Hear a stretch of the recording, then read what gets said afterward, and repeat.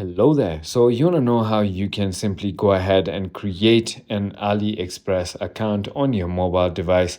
This is going to be the only video that you'll ever need to watch on the internet. So with that being said, let's just get straight into the video.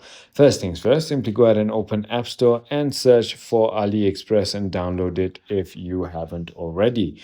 Now, once you've downloaded and installed the application, simply go ahead and tap on the Open tab. And once you've done that, you're going to be taken to this page right over here, where on the bottom right, you want to simply go ahead and tap on Account and click on Sign in/register. Now, in order to go ahead and create an account, tap on Register. And once you have done that, it's going to simply go ahead and ask you to create a passkey, as you can see.